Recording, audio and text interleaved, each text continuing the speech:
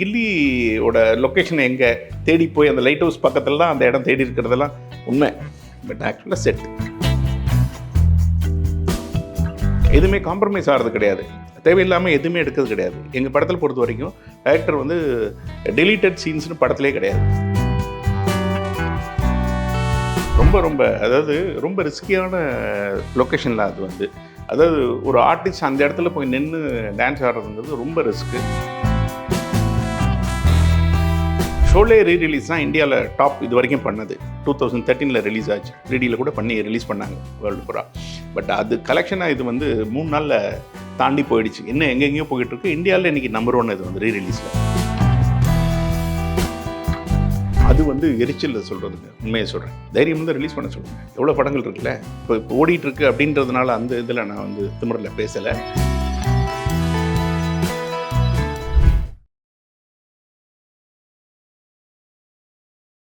ஐதமிழ் திரை நேயர்களுக்கு வணக்கம். இன்னைக்கு நம்ம கூட சினிமாட்டோகிராஃபர் கோபிநாத் சார் அவர்கள் தான் இணைஞ்சிருக்காங்க. இவங்க கிட்ட கேட்கறதுக்கு நிறைய கேள்விகள் இருக்கு, வாங்க பேசலாம். சார் வணக்கம் சார். சார் உங்ககிட்ட கேட்க வேண்டிய முதல் கேள்விக்கு முன்னாடி 20 வருஷத்துக்கு கழிச்சு ஒரு படம் ரீரிலீஸ் ஆகி அது ரசிகர்கள் இவ்வளோ கொண்டாடுறாங்க, அதுக்காக எங்கள் சார்பாகவும் எங்கள் சேனல் நேயர்கள் சார்பாகவும் வாழ்த்துக்கள் சார். நீங்கள் பண்ண ஒரு படம் 20 வருஷம் கழிச்சு ரீரிலீஸ்லேயே இவ்வளோ கொண்டாட்டம், செலிப்ரேஷன் அப்படின்னு ஆரவாரமாக இருக்குது. இதை நீங்கள் எப்படி பார்க்குறீங்க? ரொம்ப சந்தோஷமாக இருக்குது. என்ன எல்லாத்த விட படம் ஓடுது அப்படின்றத விட இந்த ஜென்ரேஷன் வந்து அதை கொண்டாடுறாங்க. இந்த படம் ரிலீஸ் ஆகும்போது, ஃபஸ்ட்டு ரிலீஸ் பண்ணும்போது பிறக்காத ஆட்கள் கூட, இந்த பசங்க கூட இப்போ வந்து தேட்டரில் பார்த்து அவ்வளோ தூரம் ஒரு செலிப்ரேஷன் மாதிரி என்ஜாய் பண்ணுறாங்க அப்படின்றது, அடுத்த ஜென்ரேஷனுக்கு இந்த படம் போய் சேர்ந்துருச்சு அப்படின்றது ரொம்ப மனநிறைவாக இருக்குது. இப்போ இந்த படத்துல நம்ம பார்த்தோம்னா, இப்போ விஜய் சார்னா அவர் அந்த பிளாக் ஷர்ட்டு இல்லை பிளாக் டிஷர்ட்டாக இருக்கட்டும், இந்த முத்துப்பாண்டி கேரக்டர் பண்ண நம்ம பிரகாஷ் சாராக இருக்கட்டும், அவங்க ஒயிட் ஷர்ட்டு, நம்ம த்ரிஷா மேம் அந்த ஒரு ப்ளூ சாரி கட்டியிருப்பாங்க, இல்லைன்னா ஒரு ஒயிட் அந்த சுடிதார் போட்டிருப்பாங்க. இந்த கலர் பேலட் மட்டும்தான் அந்த படத்து முழுக்க அந்த இது மட்டும்தான் இருக்கும். இங்கே மெயின் ரோல் நம்ம பார்க்கும்போது ஏன் சார் இந்த கலர் பேலட்? இல்லை, என்னென்னா நமக்கு அந்த சப்ஜெக்டை விட விட்டுட்டு டைவர்ட் ஆகக்கூடாது. முதல் விஷயம், நீங்கள் அது ரொம்ப கலர்ஸையோ அவங்க காஸ்டியூமையோ அதை கவனிக்கக்கூடாது. முதல் விஷயம், அங்கே இருக்க situation as per screen play அது ரொம்ப ரேசிங் ஸ்க்ரீன் பிளே. அது வந்து அதை தவிர மற்ற எதுக்குமே அவங்களுக்கு அதுக்கெல்லாம் அந்த கேரக்டர்ஸ்க்கு டைம் இருக்காது ஒரு நல்ல கலர்ஸ் மாற்றுறதுக்கோ. ரெண்டாவது ஹீரோட கேரக்டர் அப்படி தான், ரொம்ப கேஷுவலாக, ரொம்ப சட்டிலாக, ரொம்ப ரொம்ப பொலைட்டாக இருக்கிற கேரக்டர் தான் அது வந்து. வில்லன் கேரக்டர் வேறு, ஒரு பொலிட்டீஷியன் சன்னாக இருக்கிறதுனால ஒயிட்டு பேஸ் பண்ணோம். அந்த பொண்ணும் வந்து ஒரு வில்லேஜ் கேர்ள், ஒரு மதுரை பொண்ணு வந்து அங்கே இருக்கப்போ அவங்க எப்படி பண்ணுவாங்க, ஒரு மிடில் கிளாஸ் ஃபேமிலி அப்படின்றப்போ வந்து அதுதான் நான் சூஸ் பண்ணது. Okay sir. இப்போ நம்ம ட்ரெயின், இந்த பிரகாஷ் ராஜ் சாரோட இன்ட்ரோ சீன் நம்ம பார்த்தோன்னா, அவர் ட்ரெயினுக்கு அந்த சைடில் நிற்பார். அந்த ட்ரெயினில் இருக்க விண்டோஸ்லேருந்து அவரோட இது தெரியும்.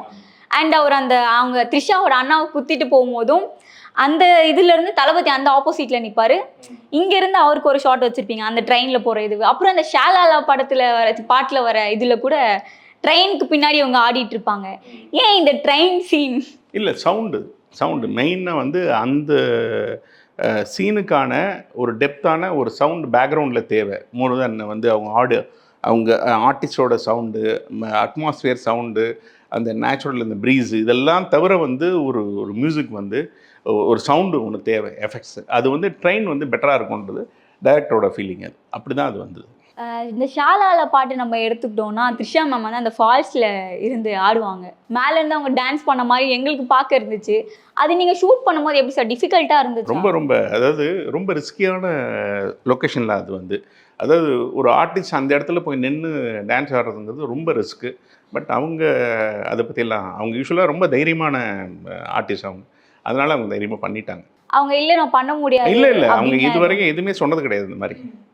விஜய் சாரோட கபடி சீன்ஸ்லாம் எடுத்துக்கிட்டோன்னா, நீங்களும் தரணி சாரும் கூட சொல்லியிருப்பீங்க, அவருக்கு ட்ரைனிங் கொடுத்து நாங்கள் வந்து வச்சோம் அப்படின்னு சொல்லி.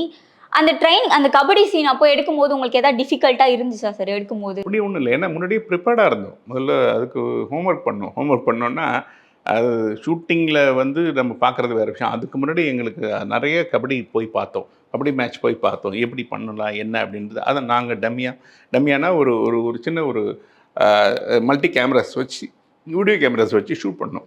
ஷூட் பண்ணி அதை எடிட் பண்ணி இந்த பெஸ்ட்டு போர்ஷன்ஸ்லாம் வந்து விஜய் சாருக்கு டைரக்டர் கொடுத்தாங்க.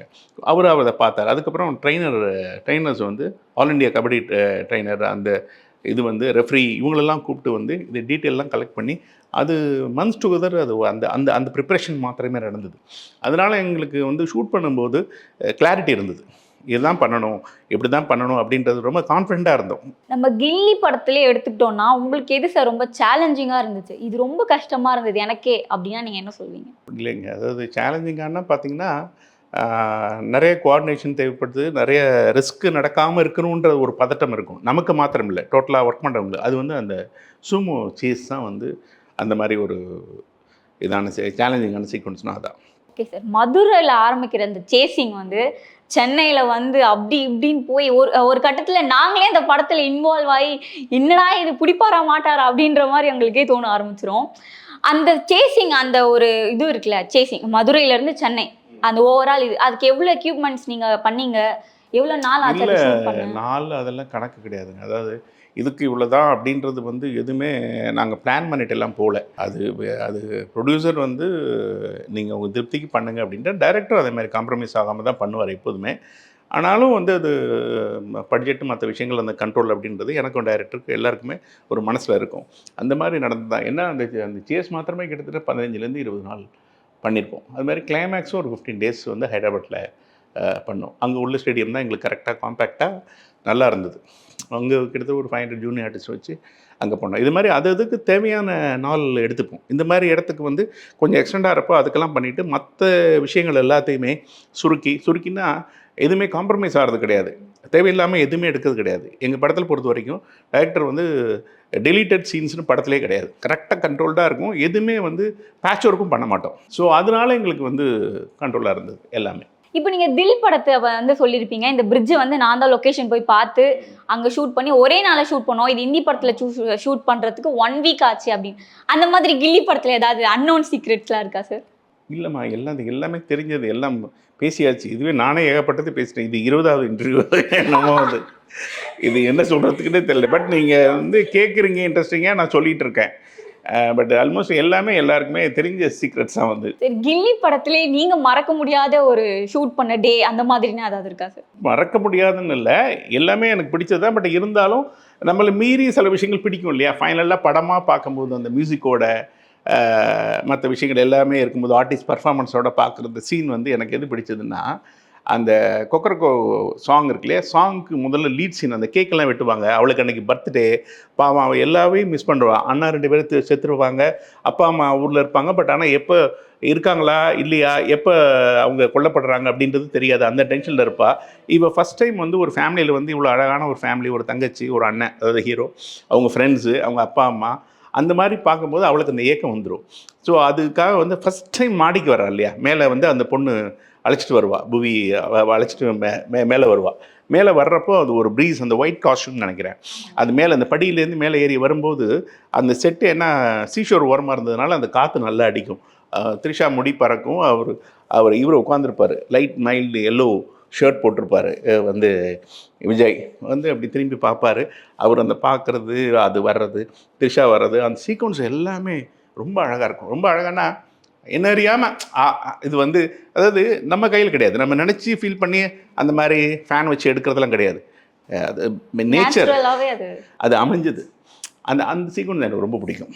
செட்டுன்னு சொல்லும் போது அந்த லைட் ஹவுஸ்லேருந்து அந்த வீடு எல்லாமே செட் அப்படின் போது நிஜமா செட்டா என்ன சொல்கிறீங்க அப்படின்னு தான் சார் இருந்தது. நிஜமா இல்லைம்மா, அது எல்லாமே டைரக்டர் கன்சீவ் பண்ணது. மணிராஜ் தான் செட்டு போட்டார். கிட்டத்தட்ட 7 ஏக்கர் செட்டு. அது வந்து ப்ரொடியூசர் அந்த அளவுக்கு இருந்ததோடு தான் அந்த கிராண்டியர் தேவைப்பட்டதுனால தான் அந்த படம் வந்து. ரெண்டாவது யூனிக்காக இருக்கணும். இது வந்து தெலுங்கு ரீமேக் அப்படிம்பாங்க, இருந்தாலும் தெலுங்கில் இப்படி கிடையாது. தெலுங்கில் சார்மினார் வரும். இது வந்து ஆல்ரெடி வந்து ஒரு லைட் ஹவுஸ் பேஸ் பண்ணி டைரக்டர் ஒரு ஸ்கிரிப்ட் வச்சுருந்தார். அதுக்கப்புறம் வந்து இது கபடி பேஸ் பண்ணி ஒன்று வச்சுருந்தார். ப்ளஸ் ரோடு, இது 3ஐயும் சேர்ந்து இந்த படம் வந்ததுனால இதை வச்சு டோட்டலாக ஸ்க்ரீன் ப்ளே மாற்றிட்டோம். அது இப்போ கூட டைரக்டர் குணசேகர் வந்து ஒரு இன்டர்வியூவில் சொன்னார், இது பெட்டர் தான் ஒரிஜினல், ரொம்ப நல்லா பண்ணியிருக்காரு தரணி சார்னு சொல்லிட்டு ரொம்ப அப்ரிஷியேட் பண்ணார் டைரக்டரை. அதுதான் அந்த படம். இது மாதிரி செட்டு மற்ற விஷயங்கள்லாம் அதுக்காக தான் தேவைப்பட்டது.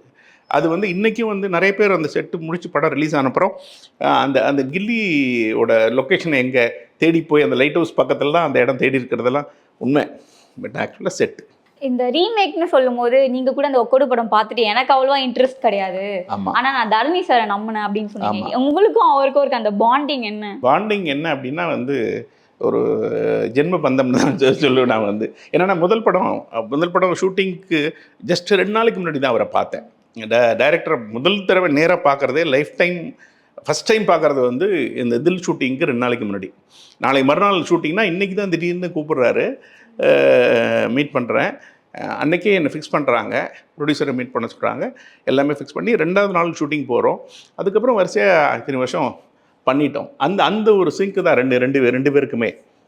அது முன்ன பின்ன பார்த்ததுலனா கூட அது ஒரு பாண்டிங் வந்துருச்சு. சார், கில்லி படத்திலே நீங்க எடுத்து உங்களுக்கு பிடிச்சி நீங்க ரசிச்ச சீன்னு ஒன்று சொன்னீங்க. ரொம்ப நீங்க எப்படி சொல்றது, இது வச்சிருக்கலாமா, இது வேணாமே, தவிர்த்திருக்கலாம் அப்படின்னு ஏதாவது சீன் நீங்க நினைச்சிருக்கீங்களா? இல்லைங்க, அதெல்லாம் ஒன்றுமே கிடையாது. டைரக்டர் நான் எல்லாமே பக்காவாக என் மைண்டில் ஏற்றிடுவார். அவர் ஒரு ஸ்கிரிப்டே வந்து ஒரு தடவை தான் சொல்லுவார். ஒரு தடவை சொல்லிவிட்டு அதுக்கப்புறம் ஷூட்டிங் 1 வருஷம் நடக்கும். அந்த டைம் சொல்கிறது 1 வருஷம் கண்டினியூஸாக பண்ணுறது கிடையாது. அந்த டைமில் லொக்கேஷன் பார்க்குறது, டிஸ்கஷன், மறுபடியும் அடுத்த ஷெடியூல் போகிறது, திரும்பி வர்றது, திருப்பி எல்லாமே இருக்கும். இந்த இத்தனை இவ்வளோ காலம் இருந்தால் கூட ஒரு தடவை தான் ஸ்கிரிப்ட் கேட்பேன். அது ஞாபகம் இருக்கும், அது அவருக்கும் தெரியும். அதனால் அந்த கிளாரிட்டி பக்காவாக இருக்கும். எதுவும் சின்ன சேஞ்சுனா கூட சொல்லிடுவார். மேக்ஸிமம் வந்து ஒரு தடவை ஃபிக்ஸ் பண்ணுறது தான். அதுக்கப்புறம் எதுவும் இதே இருக்காது. உங்கள் ஃபஸ்ட்டு படம் தில், அந்த படத்தை பற்றின எக்ஸ்பீரியன்ஸ் எங்ககிட்ட ஷேர் பண்ணிங்க. எக்ஸ்பீரியன்ஸ் என்ன, இதுதான் திருப்பி அதே தான் சொல்லணும். எனக்கு முதல் படம் மாதிரி கிடையாது. 70 days ஷூட் பண்ணோம். பட் வந்து முதல் படம் அதாவது ஷூட்டிங் ஆரம்பித்து சில நாட்கள்லேயே வந்து டைரக்டருக்கும் எனக்கு நல்ல சிங்க் ஆகிடுச்சு. அப்போல்லாம் மானிட்டர் கூட கிடையாது. வந்து அவ்வளோ தூரம் 2 பேருக்குள்ள ஒரு அண்டர்ஸ்டாண்டிங் இருக்கிறதோடு தான் கண்டினியூவாக பண்ணிகிட்ருக்கோம். ஓகே சார், விஜய் சார்கிட்ட இந்த கில்லி படத்துக்கு பிறகு குருவி படம், வேட்டைக்காரன் படம் பண்ணீங்க. குருவி படத்தில் இருக்க செட்டும் ஒரு மாதிரி வேற மாதிரி இருக்கும். அண்ட் வேட்டைக்காரன் படத்தில் விஜய் சார் அவர்களோட சன் வந்து இன்ட்ரோ கொடுத்துருப்பாங்க அந்த படத்தில். அதை பற்றின எக்ஸ்பீரியன்ஸ் நீங்கள் பார்த்தீங்களா அவங்கள, இல்லை உங்ககிட்ட சொன்னாங்களா முதல்ல விஜய் சாரோட சன் வர போகிறாங்க? இல்லை, அன்னைக்கு தான் தெரியும். ஆக்சுவலாக வந்து அன்னைக்கு தானே அந்த சாங் பண்ணும்போது அவர் வரப்போகிறாருன்னு தெரியும். அவர் வர்றதுக்காக தான் அந்த செட்டை போட்டோம். அந்த பர்டிகுலர் அந்த இன்ட்ரொடக்ஷன் ஆகிற பின்னாடி வந்து ஒரு ஐயனார் வீரனார் சிலை போட்டிருப்போம் தெரியுமா, அது வயலுக்கு நடுவில், அது ராஜமுண்டியில் பண்ணோம். அது அவருக்காக தான் பண்ணது. அவர் இன்ட்ரொடக்ஷன் ஆகிறப்போ வந்து பாசிட்டிவாக சில விஷயங்கள் இருக்கணும், கொஞ்சம் டிவைனாக வந்து நான் நம்புகிற சில விஷயங்கள் அது இருக்கணும். அது பண்ணி கொடுத்தாங்க. அது செட்டு வந்து ஆக்சுவலாக ஆர்டர் மில்லன் இப்போ ஒரு உயிரோடு இல்லை, அவர் தான் ரொம்ப பிரமாதமாக போட்டிருந்தார். டைரக்டர் வந்து பாபு சிவன், அவரும் அன்ஃபார்ச்சுனேட்லி இஸ் நாட் அலைவ். 2 பேரும் தான் இருந்தாங்க. அவரும் சஞ்சய் நான் ஃபஸ்ட் டைம் அப்போ தான் பார்க்குறேன். அங்கே ஸ்பாட்டில் தான் பார்த்துட்டு 3 நாள் பிளான் பண்ணது. பட் 1.5 நாள்லேயே முடிச்சுட்டு போயிட்டார். அந்தளவு எல்லாமே அது விஜயோட டிஎன்ஏ இல்லையா, அந்த மாதிரி பண்ணிட்டு போயிட்டார் அவர். சார், அருண் விஜய் சார் கூட நீங்கள் 4 படங்கள் பண்ணியிருக்கீங்க. அது எல்லாமே ஒரு ஹிட்டான படங்கள்னே சொல்லலாம். அவர் கூட இருந்த எக்ஸ்பீரியன்ஸ், அவங்க கூட ஒர்க் பண்ண விதம், அதெல்லாம் எப்படி இருந்தது சார்? நல்லா இருந்தது. என்ன அப்படின்னா, நான் வந்து விஜய் சார் கூட 3 படம் பண்ணியிருக்கேன். எனக்கு அதுக்கப்புறம் அருண் விஜய் கூட ரொம்ப நாளைக்கு அப்புறம் நடுவில் ஒரு ஹிந்தி படம் பண்ணிவிட்டு அதுக்கப்புறம் எனக்கு ஒரு ஆக்சிடென்ட் ஆச்சு, கேப்பு. அதுக்கப்புறம் வந்து தடம் வந்து மகிழ் திருமணி சார் டைரக்டர், எக்ஸலண்ட்டான டைரக்டர். அந்த படத்தில் தான் எனக்கு அருண் அறிமுகம். பட்டு எவ்வளவோ ஆர்டிஸ்ட் வருவாங்க போவாங்க. பட் எனக்கு ரொம்ப க்ளோஸ் டு மை ஹார்ட் வந்து அருண் விஜய். கிட்டத்தட்ட என் பிரதர் மாதிரி. எப்படி நான் தரணி சாரை சொல்லணும், அது மாதிரி தரணி சாரை அண்ணன்பேன். அருண் விஜய் வந்து என்னோட பிரதர் தான். என்ன அந்தளவுக்கு ஒரு எமோஷனல் பாண்டிங் உண்டு எனக்கு அவருக்கும். Very hard working. ஃபிசிக்கலாக அவர் அளவுக்கு வச்சுக்க முடியாது. இது எல்லாத்துலேயும் ட்ரெயின் ஆனவர். அவர் வந்து இன்னும் அவர் போகக்கூடிய தூரம் நிறைய இருக்குது. சார், இதை பற்றி நான் உங்ககிட்ட கேட்டே ஆகணும் சார். விஜய் சாரை பற்றி பல பேர் பலவிதமாக சொல்கிறாங்க. ஒரு சிலர் என்ன சொல்கிறாங்கன்னா, இவர் ரொம்ப சைலண்ட் அப்படின்றாங்க. ஒரு சிலர் இவ்வளோ செம்ம கேரக்டரு, ஜாலியாக பேசுவார் செட்டில் அப்படின்றாங்க. ஆக்சுவலாக அவர் செட்டில் எப்படி சார் இருப்பார்? இல்லை, செட்டில் அமைதியாக தான் இருப்பார். அவரோட பர்சனல் சர்க்கிள் ஒன்று இருக்கும். அதில் வந்து நல்ல ஜோவியலான பர்சன் தான். மூடி பர்சன்லாம் கிடையவே கிடையாது அவர். ஆனால் அவர் மெச்சூரிட்டி ஜாஸ்தி. அந்த வயசுலேயே இப்போது 20 வருஷத்துக்கு முன்னாடி வந்து அந்த டைமில் கில்லி படத்தப்பயே வந்து அவர் ரொம்ப சைலண்ட்டாக ரொம்ப மெச்சூர்டாக இருப்பார். அப்படி எனக்கெல்லாம் ரொம்ப இப்போ சந்தோஷமாக இருக்கும் பார்க்குறதுக்கு. நல்ல ப்ராட்டப் நல்லா வளர்த்துருக்காங்க அவங்க பேரண்ட்ஸு. ஒரு ஒரு ஒரு ஆர்டிஸ்ட் அந்த மாதிரி சின்ன ஒரு இது கூட இருக்காது. எல்லாரையும் ஈக்குவலாக ட்ரீட் பண்ணுவார். Very humble person. Simbu sir கூட நீங்கள் ஒஸ்தி படம் பண்ணியிருக்கீங்க. சிம்பு சாரை பற்றி நிறைய நம்ம கான்ட்ரவர்ஷியலான விஷயம் கேட்டிருப்போம். ஷூட்டிங்க்கெலாம் வந்து லேட்டாக தான் வருவார் அப்படின்ற மாதிரிலாம். நீங்கள் அவரை பார்க்கும்போது அவர் எப்படியாப்பட்ட கேரக்டராக நீங்கள் எனக்கு பார்த்தீங்க? எனக்கு அவர் வந்து மற்றவங்க வெளியில் சொல்கிற விஷயம் எதுவுமே நான் மைண்டில் ஏற்றிக்க மாட்டேங்க. இதே தான் வந்து அந்த படம் ஷூட்டிங் போது சுந்தர் சி சார் வந்து மைசூர் வந்திருந்தாங்க. நானும் ஒரே ஹோட்டல் தான் தங்கியிருந்தோம், விம்லா ரெசார்ட்னு சொல்லிட்டு. அப்போ வந்து கோபி எப்படி சிம்பு எப்படி இருக்கா அப்படி, ஒரு பிரச்சனையும் இல்லை சார், நீங்கள் தாராளமாக வந்து நீங்கள் பண்ணலாம். அதுக்கப்புறம் 10 வருஷம் கழிச்சு அவர் வந்தால் ராஜாவாத்தா வருவேன்னு பண்ணார். பட் ஆனால் அன்றைக்கே 90 டேஸ் கண்டினியூஸாக ஷூட் பண்ணவங்க. ஒரு நாள் கூட சிம்பு நாள் டிலே கிடையாது. மார்னிங் 7:30 ஸ்பாட்டில் இருப்பா. அப்படி சாங்கு எதுனாலும் சரி சிங்கிள் டேக் தான். பார்த்தாருன்னா அப்படி தான். அதாவது விஜய்க்கு அப்புறம் சாங்லாம் வந்து ப்ராக்டிஸ் பண்ணாமல் பண்ணுறதுங்கிறது சிம்பு தான். பர்ஃபார்மன்ஸும் சரி, எங்களை பொறுத்த வரைக்கும் எந்த இதுவும் கிடையாது. எனக்கு சிம்பு ரொம்ப பிடிக்கும். சார் நீங்கள் ஒர்க் பண்ண டேரக்டர்லேயும் சரி ஆக்டர்லேயும் சரி உங்களுக்கு பிடிச்ச டேரக்டர் யார், ஆக்டர் யார்? எனக்கு ஒன்றும் இல்லை. எனக்கு பிடிச்ச டைரக்டர் தரணி. எதிர்பார்த்தேன் சார். இல்லை, அது மாதிரி ஹீரோ இது ஆக்டர் வந்து எனக்கு விஜய். புரியுதா உங்களுக்கு? எனக்கு ஆக்டர் மாத்திரம் 2 பேர் சொல்லிக்கிறேன். அருண் விஜய் சேர்த்துக்கிறேன். அருண் விஜய் 2 பேருமே. சார் நீங்கள் பண்ண படங்கள்லேயே இந்த படங்கள் ரீரிலீஸ் பண்ணால் நல்லா இருக்கும், சூப்பராக ஓடும், இப்போ பண்ணாலும் சொல்லி வச்ச மாதிரி 50 நாள் 100 நாள் கூட ஓடும் அப்படின்னா எந்த படம் நீங்கள் சொல்வீங்க? ஒன்லி ஒன் கில்லி. கில்லி தவிர்த்து எதுவுமே சொல்ல மாட்டேன். பட் நல்லா இருக்கும். தடம் நல்லா இருக்கும், எங்கள் இது தூள் நல்லா இருக்கும், அதெல்லாம் நல்லா இருக்கும். அதெல்லாம் வேறு விஷயம். அதாவது இது வந்து எப்போவோ நடக்கிற ஒரு மேஜிக். இன்றைக்கி வந்து ஷோலே ரீரிலீஸ்னால் இந்தியாவில் டாப் இது வரைக்கும் பண்ணது 2013 ரிலீஸ் ஆச்சு. 3Dயில் கூட பண்ணி ரிலீஸ் பண்ணாங்க வேர்ல்டு பூரா. பட் அது கலெக்ஷனாக இது வந்து 3 நாளில் தாண்டி போயிடுச்சு. இன்னும் எங்கெங்கேயோ போயிட்டுருக்கு. இந்தியாவில் இன்றைக்கி நம்பர் 1 இது வந்து ரீரிலீஸில். ஸோ இதெல்லாம் நடக்கிறது அப்படின்றது வந்து நம்ம கையில் கிடையாது. எல்லாம் சேர்ந்து அமையணும். ஒரு ஸ்கிரிப்டு, ஆர்டிஸ்ட்டு, அதுவும் 2வது வந்து 20 வருஷம் கழிச்சும் அவுடேட்டட் ஆகாமல் அது ஒரு பழைய படமாக இல்லாமல் இன்றைக்கி மேக்கிங், இன்றைக்கி ஒரு சீன்ஸ் எவ்வளோ ஃப்ரெஷ்ஷாக இன்றைக்கும் மறுபடியும் என்ஜாய் பண்ணுறாங்க. இன்றைக்கி சின்ன பசங்களாம் என்ஜாய் பண்ணுறாங்கல்ல, இது எங்கே நடக்கும்? புரியுதா உங்களுக்கு? இதெல்லாம் வந்து என்னை பொறுத்த வரைக்கும் காட்ஸ் கிரேஸ், அல்மைட்டி தான். சார் நம்ம இப்போ இன்டர்வியூட கிளைமேக்ஸில் இருக்கிற மாதிரி கில்லியோட கிளைமேக்ஸை எப்படி மேக் பண்ணீங்க அப்படின்னு சொன்னால் நல்லாயிருக்கும் சார். கிளைமேக்ஸ் வந்து அது ஹைதராபாத்தில் ஷூட் பண்ணோம். என்ன அப்படின்னா எக்யூப்மெண்ட் வைஸ் பார்த்தீங்கன்னா 3 கேமரா யூஸ் பண்ணோம். Air 3 தான். அப்போல்லாம் 435 அவைலபிள் இருந்தாலும் வந்து நான் Air 3 தான் யூஸ் பண்ணேன். ஒரு ஸ்டடி கேம், ஒரு ஜிம்மி ஜிப் அப்போ வந்து ஆக்சுவலாக வந்து அக்கேலா இருந்தது. அக்கேலா தான் வந்து அதை ஷார்ட் பண்ணி ஜிம்மி மாதிரி யூஸ் பண்ணோம். இப்போ இருக்க மாதிரி மைக்ரோபாட் அதெல்லாம் அப்போ கிடையாது. இப்போ இருக்க அட்வான்ஸ் எக்யூப்மெண்ட்ஸ் எதுவுமே அப்போ கிடையாது. இருந்தாலும் வந்து அந்த ஃபீல், அந்த மூடுக்கு என்னவோ அது வந்து குறையாமல் என்ன பண்ணணுமோ அது நாங்கள் பண்ணிட்டோம். 2வது அப்போ மானிட்டர் கிடையாது. இந்த ஆக்ஷன் சீக்வன்ஸுக்கு மாத்திரம் மானிட்டர் வரும். அந்த சீக்வன்ஸுக்கெல்லாம் கூட மானிட்டர் எதுவும் இல்லை. சிஜிஸ் பட் மாத்திரம் தான் வந்து வரும். டைரக்டரும் பார்க்க மாட்டார், நானும் பார்க்க மாட்டேன். இன்னைய வரைக்கும் நான் மானிட்டர் பார்க்குற பழக்கம் கிடையாது. எந்த ஒரு ஷாட் கூட நான் ரிமைண்ட் பண்ணி பார்த்தது கிடையாது இப்போ வரைக்கும். அது டைரக்டருக்கு தான். மானிட்டருங்கிறது டைரக்டருக்கு, ஆக்ஷன் டைரக்டர்ஸ்க்கு. என் அசோசியேட் போய் பார்ப்பார், அவ்வளோதானே ஒழிய அது வச்சு நான் ஷார்ட் ரன் ஆகும்போதே முடிஞ்ச உடனே எனக்கு தெரிஞ்சிடும். அது அப்படி தான். அந்த ஃபஸ்ட்டு படத்துலேருந்து ரஷ் பார்த்தது கிடையாது. புரியுது உங்களுக்கு? அதுதான் அவருடைய எல்லாமே இருந்தது. அப்பையும் வந்து டெக்னாலஜி இல்லைன்னா கூட அறிவு ஒன்று தானே, வேறு ஒன்றும் கிடையாது. அதுதான், அதை நம்பினா போதும். வேறு வந்து எக்யூப்மெண்ட்டையோ டெக்னாலஜியோ நம்புறதை விட வந்து நம்மளோட அந்த திங்கிங் பவரை நம்பினா எனஃப். சார் ஒரு தரப்பினர் வந்து என்னதான் ரீரிலீஸ் படங்களை கொண்டாடினாலுமே இன்னொரு தரப்பினர் என்ன சொல்கிறாங்கன்னா, ஏன் தமிழில் நல்ல படங்களே இல்லையா, இப்போ யாரும் நல்ல படங்கள் கொடுக்க மாட்டாங்களா, பழைய படத்தையே போட்டு ஓட்டிகிட்டு இருக்கீங்களே அப்படின்ற ஒரு பார்வை தான் சார் இருக்குது பாதி பேருக்கு. அது வந்து எரிச்சல் சொல்கிறதுங்க. உண்மையை சொல்கிறேன். வந்து தைரியம் வந்து ரிலீஸ் பண்ண சொல்லுங்கள். எவ்வளோ படங்கள் இருக்குல்ல இப்போ ஓடிட்டுருக்கு அப்படின்றதுனால அந்த இதில் நான் வந்து திமிரில் பேசலை. அது வந்து ப்ரொடியூசர் வந்து அங்கே தெலுங்கு படம் பண்ணார். தெலுங்கு படம் 2 ரிலீஸ் பண்ணார். அது 7G ரெயின்போ காலனியும் அவரோட குஷி, பவன் கல்யாண் நடித்தது. குஷி பெரிய ஹிட்டாங்க. அந்த நம்பிக்கையில் இது வந்து அடுத்தது தமிழில் வந்து ஒன்று பண்ணோம். அது தைரியம் கொடுத்தது. அதனால வந்து அது கில்லி நம்ம பண்ணிடலாம் அப்படின்னு சொல்லிட்டு அதை 4Kல ரிலீஸ் பண்ணார். அது வந்து மக்கள் கொண்டாடுறாங்க. அது ஜனங்க கையில் போயிடுச்சு. நம்ம இப்படி விமர்சனம் பண்ணுறதுனாலையோ ஏன் பண்ணுறாங்க, இது ஏன் இப்படி இருக்குது, சின்ன சின்ன குழந்தைங்க வரைக்கும் கொண்டாடுது. அடுத்த ஜென்ரேஷனுக்கு அந்த படம் போயிடுச்சு.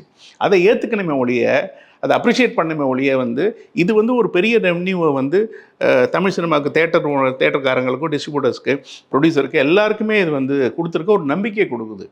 ரெண்டாவது வந்து இது வந்து என்றைக்கும் வந்து ப்ராப்பராக ஸ்கிரிப்ட் பண்ணால் இது வந்து பழசு புதுசுங்கிற அந்த ஒரு இதுக்கே இடம் கிடையாது. இன்றைக்கி வந்து எங்கேயாச்சும் அது பழைய படம்னு யாரும் சொன்னாங்களா?